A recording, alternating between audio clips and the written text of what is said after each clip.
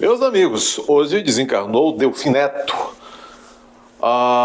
Antes de falar da Janja propriamente dita, um tema tão assim interessante, eu quis falar também e vou falar rapidamente nessa introdução do Dr. Delfim Neto, porque Delfim Neto foi ministro da Economia, o ministro civil mais forte do governo militar da Economia, e me lembrei que nos governos militares, o segundo presidente militar, de 64 em diante, o segundo presidente, vocês se lembram? O Marechal, naquela época existia esta patente de Marechal Costa e Silva, tinha lá a dona Yolanda Costa e Silva. Era uma mulher de ferro. Dizem que, principalmente porque, infelizmente, o Marechal Costa e Silva, lá pela metade do seu curto mandato, adoentou-se, ficou enfermo. O pobre Costa e Silva, o português, como era chamado dentro da caserna. O Costa e Silva, adoentado por meses. A dona Yolanda, quem mandava no governo. A dona Yolanda mandava no governo, nunca se tinha visto nada parecido no Brasil até aqueles idos de 68, né? 67 para 68, quase ali 69. Por muitos meses, dizem que a dona Yolanda, primeira dama de ferro do Marechal Costa e Silva, ela despachava, reunia-se, fazia reunião ministerial com todo o ministério do Costa e Silva. Era a dona Yolanda, andava mais do que o marido. Mas mal podiam os brasileiros, não podiam adivinhar, os brasileiros daquela época, que depois viria assim uma versão caribenha, arriba, da dona Yolanda, tem mandado muito mais que ela, de maneira alucinada. A dona Jangita Peroba, vamos falar dela. Mas eu lembrei da dona Yolanda não só pela Janja, mas também porque foi nesse período militar que houve aí o expoente, o doutor Delfim Neto, economista, ministro da Economia, aí de pelo menos dois governos militares. Foi o período do chamado milagre econômico brasileiro, o Delfim Neto, com as ferramentas daquele tempo, pôde causar inveja até aos americanos, que estamparam na capa do New York Times: precisamos de um Delfim. Porque o Delfim Neto, de fato, naquele período, nos anos 70, deu motivo para o intitulado Milagre Econômico Brasileiro. Mas vamos à Janja. A Janja. Desculpem pela digressão, mas história e cultura nunca é demais. Vamos lá. A Janja. Gente, tal qual a dona Yolanda que eu acabei de mencionar, mas muito mais do que ela. A Janja, sobretudo, ela no governo ela manda. Vocês viram agora há pouco.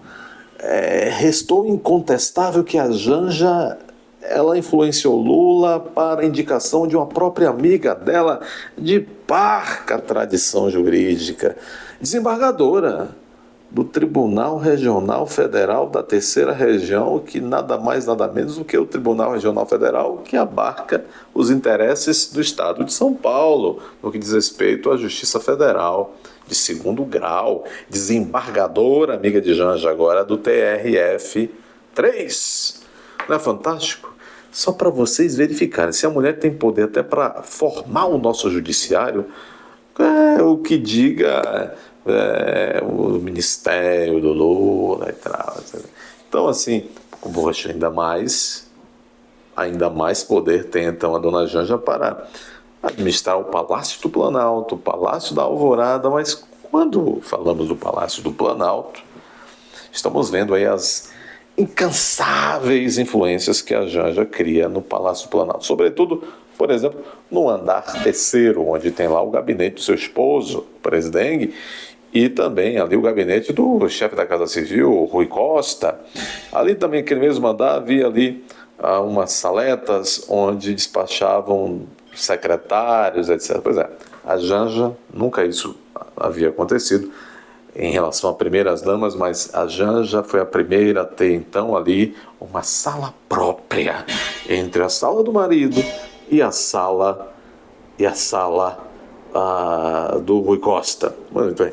No início agora desse segundo semestre, a Janja está promovendo, já está bem avançado, ao adiantar da hora até já deve ter acabado, uma reforma, uma ampliação da sua sala, ampliando a sua sala e, portanto, desalojando quem estava aqui do lado, alguns secretários especiais, como o próprio, esse irmão gêmeo do Maduro, do Nicolás Maduro, o Celso Amorim. Veja, a Janja, ela faz o que bem entende. Já havia desde janeiro, por exemplo, ali ela tentou fazer uma social, vamos dizer assim, os preparativos da Janja para se assenhorear do Palácio Planalto, já conforme traz do Poder 360, ela começou com causas assim, vamos dizer, mais moderadas, como tratou de inaugurar uma sala de apoio à amamentação no Palácio do Planalto, né? Matéria aqui, essa matéria da sala de amamentação da Janja no Palácio do Planalto é matéria de final de janeiro desse ano 2024, né? A primeira sala de amamentação do Palácio do Planalto. Bom, dizem que, eu vou me furtar de fazer. A Janja disse então que era um dia muito especial e tal. Mas o que interessa, depois de criada a primeira sala de amamentação do Palácio do Planalto, a Janja passou a mandar em cada centímetro do palácio, a ponto da agora super ampliação desta sala dela própria. Não duvidem, a sala da primeira Janja deve a essa altura já estar maior do que a própria sala do Luiz Inácio.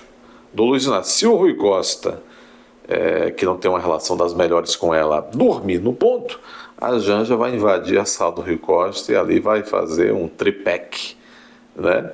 Porque ela começou com uma coisa assim, não tão espalhafatosa, quer dizer, um pouco mais modesta, agora já tem um duplex, né? Porque avançou para outras salinhas. E já vai fazer um triplex. A família gosta muito de triplex, ou não é verdade? Cuidado aí, Rui Costa. A Janja já tomou o cargo do Alckmin, pode tomar o teu também, não é difícil. E, sobretudo que ela tem um apoio pesado do Flávio Dino. Bom, ainda sobre a construção dessa sala no Palácio do Planalto, houve grande polêmica. Primeiro porque dizem que nos bastidores, ninguém tem coragem de falar na cara dela, mas nos bastidores as pessoas estavam descontentes, principalmente os desalojados de suas salas para a Janja expandir. Diz que o universo está expandido até hoje, né? Mas diz que depois vai retrair. Tá? Que o universo da Janja está expandindo, isso aqui depois vai retrair também. Bom, dizem que rolou grande satisfação nos bastidores do governo com essa Janja espaçosa. Agora, a própria mídia, amicíssima do casal, rolou polêmica entre a Janja, por exemplo, e a equipe da Folha de São Paulo, da Mônica Bergamo, a colunista. Dizem que ex-peguete do Zé Disseu, não sei. Então é o seguinte, a Mônica Bergamo da Folha de São Paulo, colunista oficial aí do pessoal do PT, né, mas solicitou para os amigos, para a assessoria da Janja, informação se era verdade que a Janja estava promovendo essa reforma, ampliação de sala sua no terceiro andar do Palácio Planalto. Bom, a equipe, ao que parece, faltou com a verdade para a digna jornalista e disse para a digna jornalista que não havia nada de reforma, enquanto o pau estava comendo na obra, não é verdade? E, resultado, depois se descobriu facilmente que a equipe da Janja também mente. E, na verdade, está assim acontecendo a obra. Diz aqui, a esse respeito, a revista Oeste, jornalista da Folha de São Paulo, expõe print que mostra a assessoria de Janja mentindo sobre reforma no Palácio do Planalto. Mônica Bergamo reclama da equipe da primeira-dama. Aspas, dá para confiar numa equipe dessa? Não foi vocês que elegeram os chefes dessa equipe, ô Mônica Bergamo? Agora não chore. Não chore. A reforma do terceiro andar do Palácio do Planalto tornou-se motivo de discórdia entre a jornalista Mônica Bergamo, da Folha de São Paulo, e a primeira-dama Janja. Em publicação no Twitter, no X, a jornalista Mônica Bergamo expõe um print que mostra algumas trocas de mensagens entre ela e a assessoria de Janja. Na conversa, Mônica pergunta se haveria reforma no terceiro andar do Palácio do Planalto, que teria o objetivo de ampliar a sala de Janja. A resposta foi negativa. Disse a assessoria, está aqui tudo no print, não há projeto de reforma para o terceiro andar, disse a assessoria. Tem sim, rebateu a jornalista, as pessoas já foram avisadas, inclusive no cerimonial, são coisas recentes. E aí o bate-boca continuou, etc. A Mônica ficou muito tristezinha, né? E ao comentar sobre o assunto agora, nesses dias, a Mônica Bergamo põe em xeque a honestidade da primeira-dama Janja. Isso ela que está colocando. Aspas para a dona Mônica Bergamo. Janja sabe o que acontece quando uma jornalista recebe a informação de que haverá reforma para que a primeira-dama amplie sua sala no Palácio do Planalto? Sabe, Janja? Ela procura assessoria, recebe a resposta abaixo, ela acredita, não publica. Semana depois, bingo, vai ter nova sala sim. Dá para confiar em você, Janja? Disse a Mônica Bergamo. Vejam, a OAS traz a informação que para ampliar a sala de Janja com essa reforma, profissionais de outras 3 áreas que dão assistência ao presidente foram impactados. Seus espaços foram reduzidos. Um conselheiro de Celso Amorim, cujo nome não foi revelado, foi deslocado. Outros 2 funcionários do governo perderam espaço. Fernando Igreja, chefe do cerimonial da presidência, e Clara Ante, assessor especial de apoio ao processo decisório. Ai, ai, é isso mesmo. Começaram a brigar, começaram a se pegar. É peleia, peleia, peleia. Como estão dizendo por aí, comprem as pipocas, não é verdade? Meus amigos, deixem seu like, inscreva-se no canal, comentários educados são sempre bem-vindos. Considerem também se inscrever como membros do canal, pois saco vazio não fica em pé.